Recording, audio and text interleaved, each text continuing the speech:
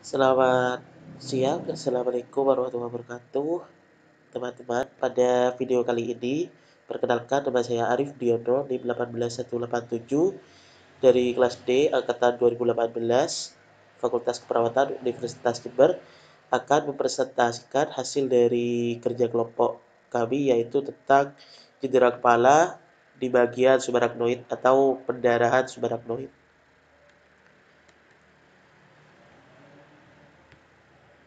Ya, apa sih pendarahan subarachnoid itu? Ya, yang pertama kita awali sebelum masuk ke pendarahan subarachnoid, kita awali dengan anatomi circle of Wills. Kenapa anatomi circle of Wills ini dimasukkan dalam materi kita? Karena pendarahan subarachnoid itu 85%-nya itu terjadi di bagian circle of Will ini. Jadi Circle of Will ini adalah sebuah bidang sagital yang menghubungkan antara anterior sirkulasi dan posterior sirkulasi. Jadi, sirkulasi darah di otak itu melewati dua jalur, yaitu jalur anterior dan jalur posterior. Jadi, subarachnoid pendarahan subarachnoid itu terjadi di antara anterior sirkulasi dan posterior sirkulasi ini yang menyusun menjadi circle of Will ini. Jadi 85%-nya itu terjadi di bagian ini. Jadi apa sih pendarahan subarachnoid itu? Lebih detailnya itu apa? Jadi pendarahan subarachnoid atau bisa disingkat dengan PAS atau PSA itu adalah pendarahan yang terjadi pada arteri yang terletak di ruang antara dua meningen, yaitu ruang arachnoidea dengan ruang pia meter. Pendarahan subarachnoid ini biasanya disebabkan oleh pecahnya pembuluh darah sehingga menyebabkan darah dapat keluar dari otak.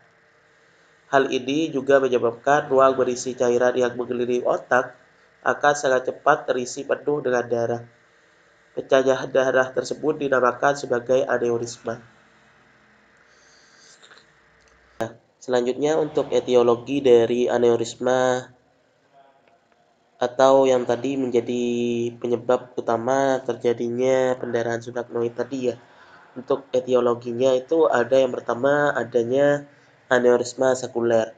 Untuk aneurisma sekuler ini biasanya itu terjadi di titik bifurcatio. Pada titik itu biasanya itu terdapat pada pembuluh darah yang mengantarkan darah antara anterior komunikan pada otak. Jadi aneurisma sekuler ini itu terjadi di peredaran darah atau aneurismanya itu terjadi di pembuluh darah komunikan anterior. Jadi apabila seseorang mengalami aneurisma sekuler ini, biasanya itu terjadi defisit neurologis yang diakibatkan karena pembuluh darah komunikan yang mengantarkan darahnya itu terhambat, dan juga biasanya seseorang yang mengalami aneurisma sekuler atau BERI yang bentuknya seperti BERI ini itu biasanya mengalami penglihatannya itu terganggu atau seperti rabun-rabun seperti itu. Ya. Yang kedua yaitu etiologinya yaitu aneurisma fusiformis.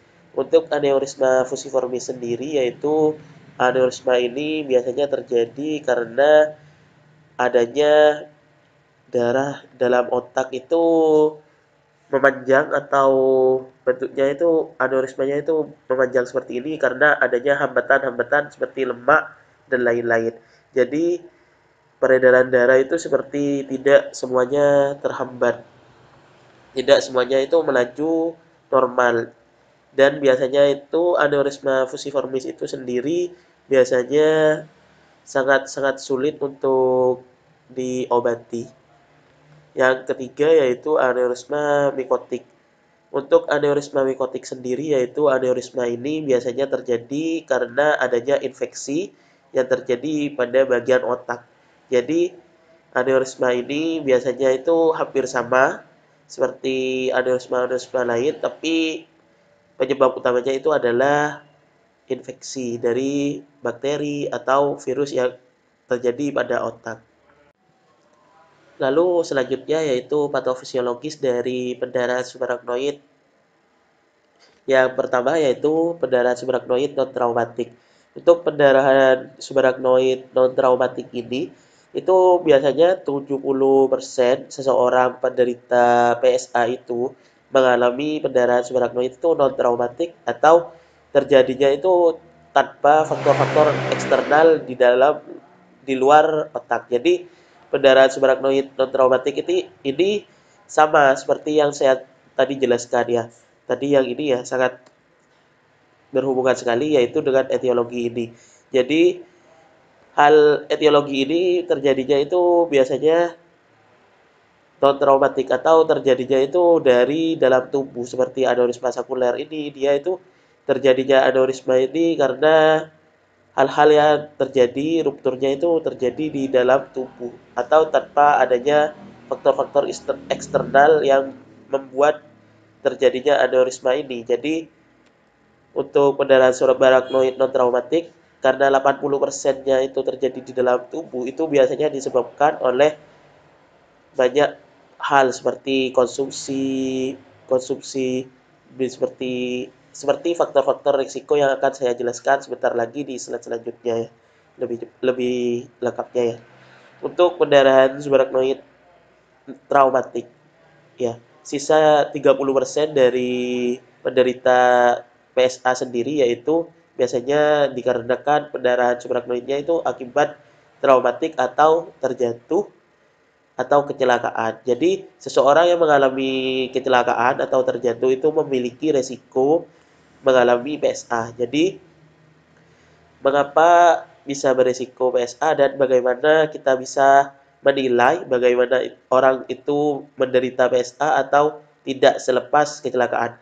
Jadi, apabila seseorang mengalami kecelakaan dan dia itu kepalanya itu terasa nyeri seperti tersambar petir dan kejadian nyerinya itu spontan, itu adalah resiko utama terjadinya PSA. Jadi, apabila seseorang itu kecelakaan namun tidak langsung spontan nyeri dirasakannya, namun dia itu merasakan seperti hanya kesakitan atau tidak nyeri atau dia itu walaupun kepalanya terjatuh namun dia itu merasa hanya pusing dan lain-lain itu belum tentu terjadi PSA. Jadi perlu dilakukan diagnosa terlebih dahulu. Namun biasanya yang berisiko PSA itu nyerinya itu spontan setelah kecelakaan. Jadi baru kecelakaan langsung dia itu nyeri, langsung terasa seperti itu.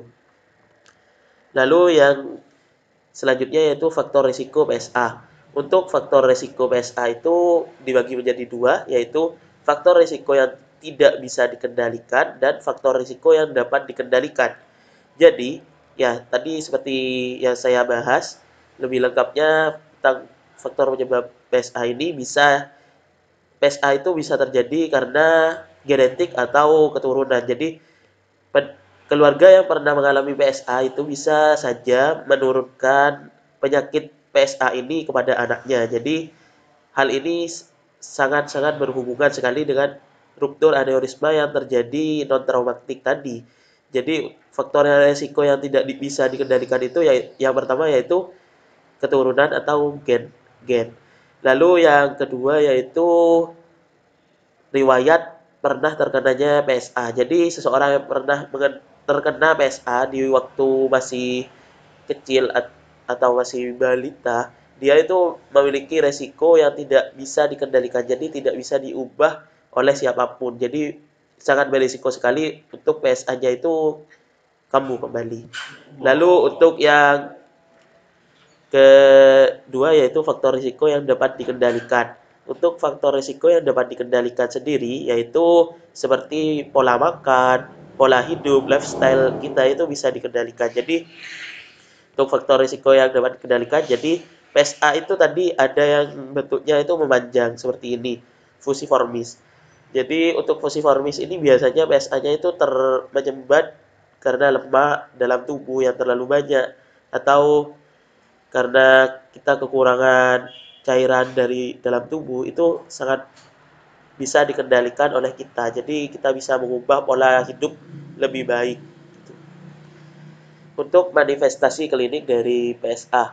Untuk manifestasi klinik dari PSA yang pertama yaitu seseorang penderita PSA biasanya itu merasakan sakit kepala berat disertai mual muntah. Hal ini biasanya itu berjalan secara kronis atau secara lama. Jadi sakit sakit kepala kronis ini biasanya sangat sangat di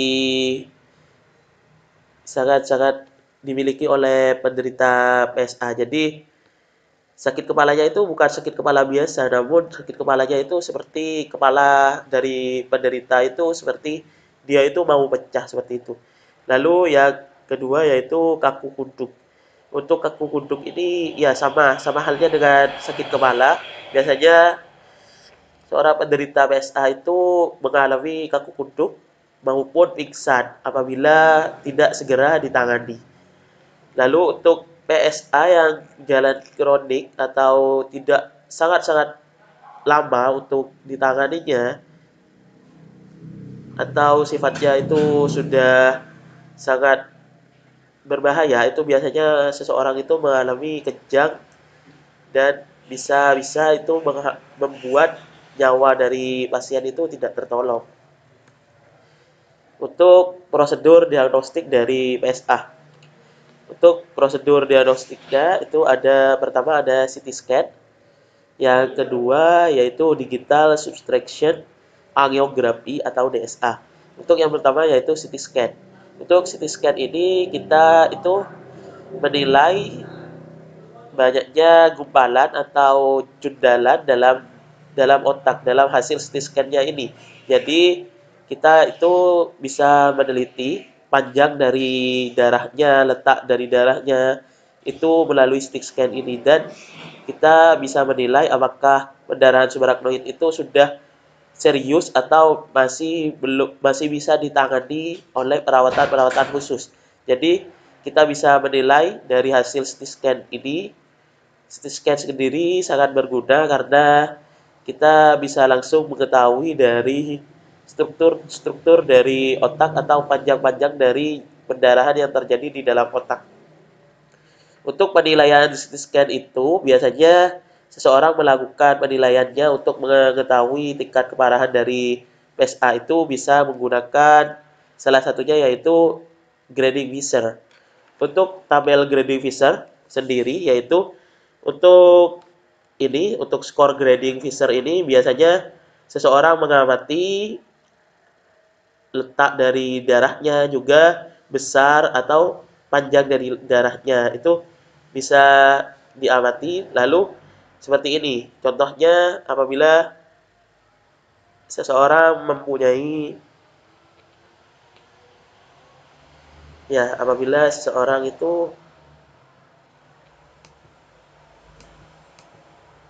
memiliki darah di dalam hasil CT scan-nya itu kurang dari 1 mm, itu biasanya seseorang itu memiliki resiko tipis terjadinya PSA. Jadi masih sangat tipis sekali. Jadi masih kemungkinannya itu masih sangat kecil. Dan juga apabila tidak terdapat darah, itu malah sangat minimal sekali. Malah hal ini juga bisa dikatakan hanya sekedar sakit kepala biasa. Jadi untuk menentukan keparahan dari seseorang yang mengalami tadi seperti jatuh dan lain-lainnya itu bisa menggunakan CT scan dan menggunakan perbandingan grading Visser ini untuk menentukan grade dari sakit kepala seseorang tersebut. Apakah dia itu terancam terkena PSA atau malah dia tidak terkena PSA seperti ini atau resikonya itu minimal. Lalu yang kedua yaitu menggunakan digital subtraction angiography.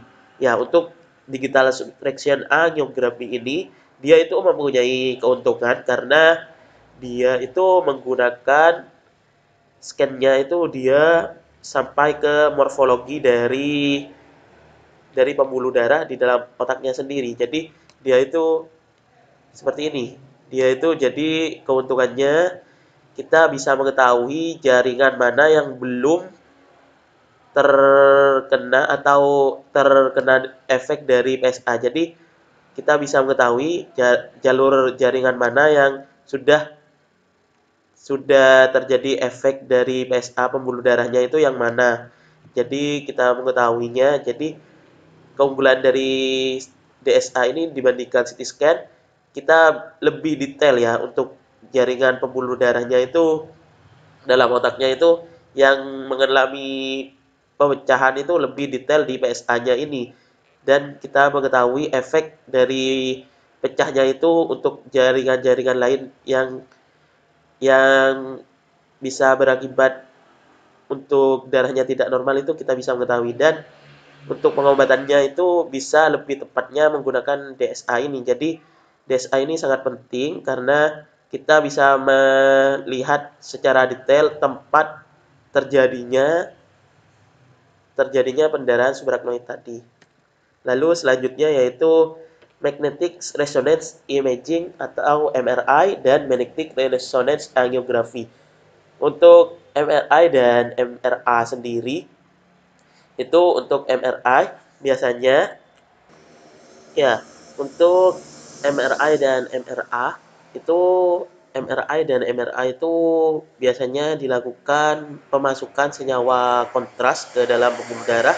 Itu biasanya berguna untuk membuat resolusi yang lebih tinggi dari pemeriksaan-pemeriksaan lain. Jadi untuk MRI dan MRA ini biasanya itu digunakan untuk pemeriksaan pendukung sebagai pendukung penegakan diagnosa dari dokter. Jadi MRI dan MRA ini biasanya itu resolusinya itu lebih detail karena menggunakan senyawa kontras yang dimasukkan dalam pembuluh darah tadi. Untuk yang selanjutnya yaitu lumbar puncture. Untuk lumbar puncture ini biasanya itu dilakukan dengan menggunakan juga sama seperti MRI dan MRA, itu bedanya tapi dia itu menggunakan senyawa bilirubin. Jadi untuk lumbar puncture ini sendiri itu biasanya seseorang itu melihat senyawa yaitu bernama santokromia, itu dilihat di dalam otak. Itu biasanya itu senyawanya berwarna kuning dan biasanya itu sangat sangat peka terhadap bilirubin karena itu hasil dari produksi dari bilirubin sendiri. Jadi pemeriksaan ini sebagai pendukung dari pemeriksaan-pemeriksaan yang sebelumnya dilakukan seperti CT scan dan DSA. Lalu yang selanjutnya yaitu penata laksanaan medis dari PSA. Untuk penata laksanaan medis dari PSA itu dibagi menjadi dua. Yang pertama yaitu microsurgical clipping ya, dan yang kedua yaitu endovascular coiling. Untuk microsurgical clipping sendiri yaitu dia itu sifatnya menutup lubang dari PSA yang terjadi di dalam pembuluh darah. Jadi lubang dari pembuluh darahnya itu ditutup. Lubang seperti ini, misalkan lubangnya itu seperti ini. Jadi dia itu lebih menutup dari lubang dari PSA ini. Jadi dia itu meletakkan klip di sini di antara lubangnya itu sehingga menutup lubang dari PSA itu yang menyebabkan pendarahan pada ruang subarachnoid sendiri. Namun untuk penata laksanaan medis yang kedua yaitu endovascular coiling ini sangat berbeda sekali. Untuk endovascular coiling yaitu kita bisa contohkan ya seperti ini. Biasanya untuk endovascular coiling sendiri itu dia itu cenderung menaruh koil atau mengaitkan koil di bagian sini, di bagian lubangnya itu di bagian sini kan, di bagian ujung. Namun untuk koilnya itu jalan menuju ke ujung lubang itu yang tadi terkena ruptur atau mengalami ruptur itu ditutup. Jadi dia itu menutup jalan menuju lubangnya itu. Berbeda dengan clipping tadi. Untuk microvascular coiling ini dia itu melewati pembuluh darah lalu menuju ke tempat sasaran. Jadi dia itu melakukan penutupan jalan sehingga jalan darah itu tidak melewati dari jalan rupturnya tadi, malah tapi dia itu darahnya itu melewati jalan normal. Jadi dia tidak berbelok lagi atau terpecah lagi ke jalan yang ruptur dan membuat darahnya itu tidak keluar lagi. Jadi seperti itu untuk microsurgical coiling, microvascular coiling, maaf ya tadi ya. Dan microsurgical clipping dan endovascular coiling ya. Maaf ya tadi ya salah penyebutan. Lalu untuk selanjutnya yaitu rehabilitasi dari PSA. Mengapa adanya rehabilitasi PSA? Ya, rehabilitasi PSA ini biasanya dilakukan untuk menghindari dari terjadinya vasospasme. Apa sih vasospasme itu? Vasospasme itu biasanya terjadinya pendarahan berulang. Jadi, terjadinya pendarahan berulang di dalam tubuh pasien yang sudah dilakukan pengobatan. Jadi, vasospasme ini belum diketahui penyebab utamanya, namun biasanya itu terjadinya PSA kembali atau kambuh kembali. Lalu bagaimana sih cara mencegahnya, mencegah vasospasme itu? Yaitu dengan cara melakukan pemberian nimodipin. Untuk pemberian nimodipin sendiri, nimodipin ini adalah suatu obat yang membuat rangsangan dari oksihemoglobin yang biasanya membuat ruptur pada aneurisma itu berkurang. Jadi dia itu mengurangi tekanan oksihemoglobin pada otak. Jadi dia itu mencegah terjadinya vasospasme itu sendiri. Seperti itu.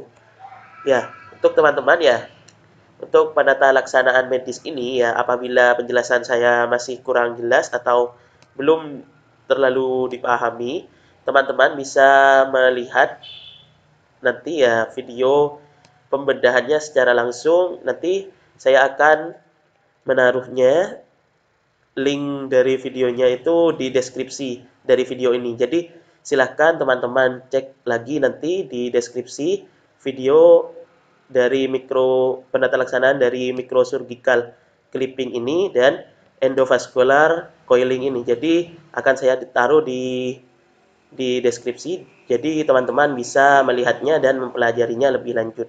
Ya, mungkin itu saja presentasi dari saya ya selaku perwakilan kelompok 7. Ya, kurang lebihnya mohon maaf. Terima kasih sudah menonton video ini sampai selesai dan terima kasih juga untuk Nes Ana atas bimbingannya dan juga teman-teman kelas D untuk dukungannya. Ya, tetap jaga kesehatan. Assalamualaikum warahmatullahi wabarakatuh.